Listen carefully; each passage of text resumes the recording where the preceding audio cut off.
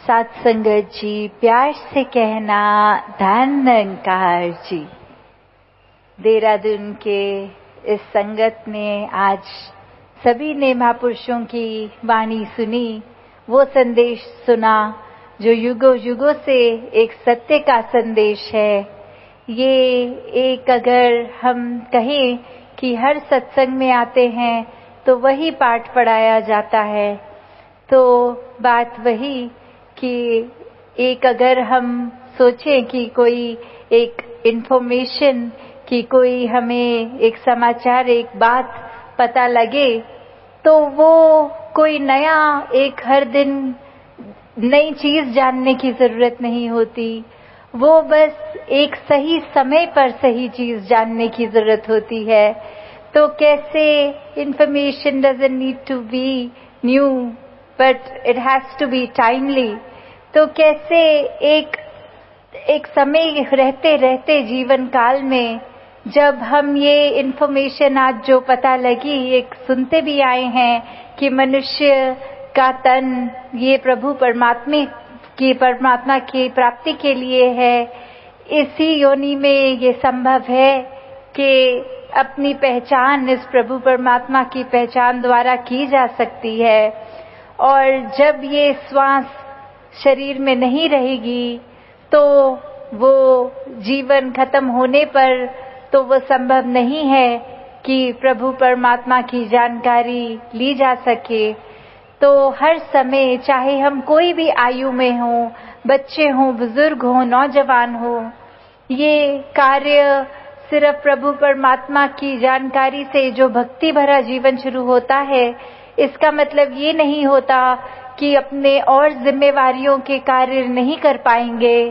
पर वो होता है कि वो सारे कार्य करते हुए हर पल भक्ति करना साथ ही साथ संभव हो जाता है, क्योंकि ये हर पल हमारे साथ, हमारे अंग संग, हर श्वास में इसका एहसास रहता है। तो सारे कार्य ही सहज रूप में एक खुद ब खुद वो एक हमारी भलाई के लिए, पूरे संसार की भलाई के लिए स्वयं ही एक बस शरीर हमारा इंस्ट्रूमेंट की तरह कार्य खुद ये दातार हमसे करवा लेता है, जो सभी की भलाई के लिए हों। तो कैसे हम उदाहरण भी देखते हैं, स्कूल में भी अगर देखा जाए कि जब कोई टीचर एक फ्री पीरियड देती है कि चलो अब हम हर दिन की तरह आज इस क्लास में ये नहीं करेंगे, आप बच्चे जो चाहे कर लें, पर उस समय भी वो टीचर क्लास छोड़ के बाहर नहीं चली जाती। वो बैठती है क्लास के दौरान कि बच्चे कुछ भी कर रहे हों, एक वो टीचर का फर्ज सुपरविजन का, कि कहीं अगर ये बच्चों को कह दिया कि कुछ भी करो तो कहीं वो एक दूसरे से लड़ाई ना करने लग जाए, कोई नेगेटिव और काम ना करने लग जाए। एक ये बात कि आपको आजादी दी गई कि पढ़ाई नहीं भी करनी तो और कुछ चाहे करो, पर वो क्रिएटिव एक पॉजिटिव काम करो। उस बात के लिए ये टीचर की मौजूदगी तब भी कि ये सुपरविजन के तौर पे। तो जब ये बात हम अपने मन पे लागू करते हैं कि हर समय, जैसे आज सत्संग में भी कह रहे थे कि काफी महापुरुषों के प्रश्न रहते हैं कि जब इस निराकार का दर्शन हो गया तो सत्संग सेवा सिमरन पे इतना फिर भी बाद में फोकस क्यों, जब पता चल ही गया कि ये निराकार अंगसंग है तो फिर बार बार सत्संग आने से क्या होगा।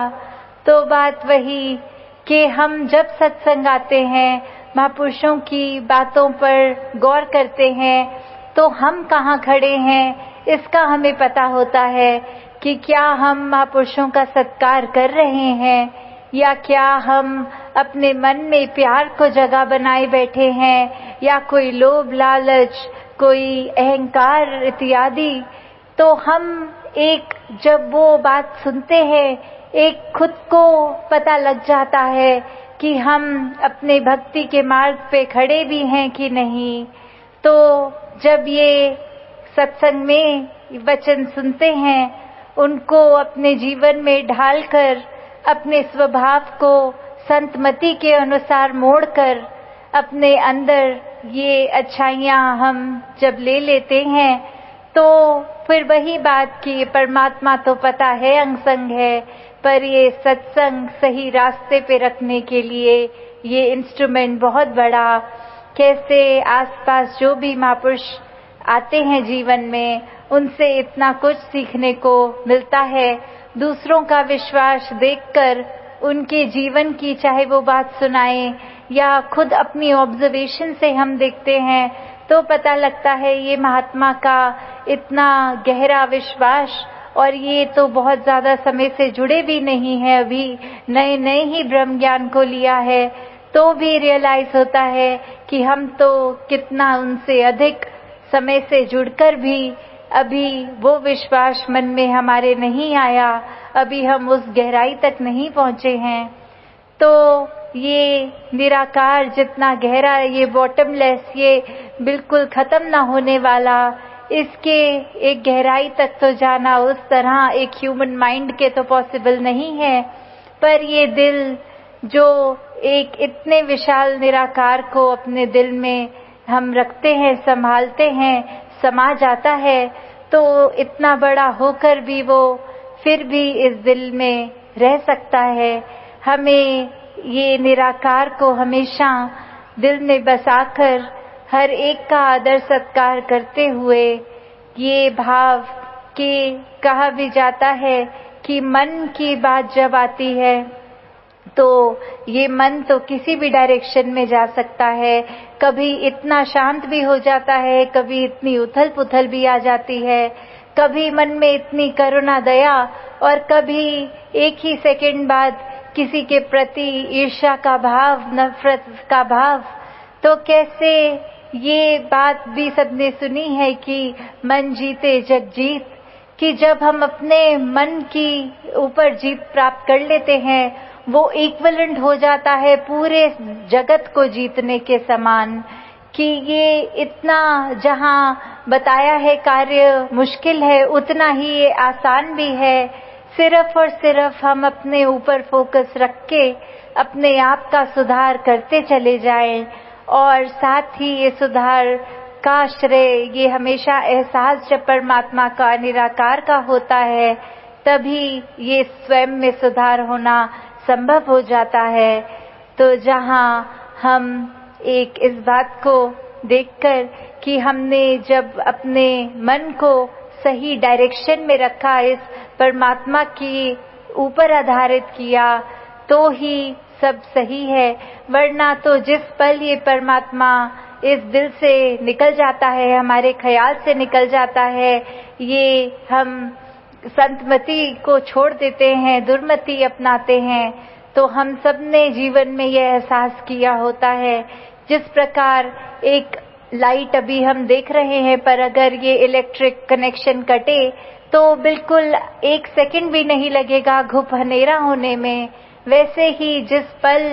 ये निरंकार को हम भूल गए, उसी पल सारी की सारी नेगेटिविटी हम पे हावी हो जाती है। तो कैसे हमने हर समय इस दातार के ऊपर अपने मन को केंद्रित करके रखना है, तो ही मन में ये सेवा का, समर्पण का भाव भी आता है, तो ही समर्पित भाव से ये सुमिरन भी होता है, तभी इस मन में पूरे विश्व के लिए एक अरदास, एक बेटरमेंट फॉर द वर्ल्ड, एक ये दुआ रूप निकलता है। तो कैसे सिर्फ जबान का रटन तक ही एक सिमरन ना हो, कानों में एक अच्छी बात पढ़ना ही सिर्फ ये नहीं कि सत्संग सुन ली, मन के अंदर जाना, मन का तब्दील होना, ये ही एक प्रमाण की सेवा सिमरन सत्संग हम अगर ठीक तरह से कर रहे हैं तो ये निराकार नहीं कहीं जाता, ये हमारे मन में ही रहता है, इसका एहसास हर पल अंग संग किया जाता है। तो वो करते हुए हम अपने जीवन को अधिक से अधिक तरह से ठीक तरह चला सकते हैं। तो यही अरदास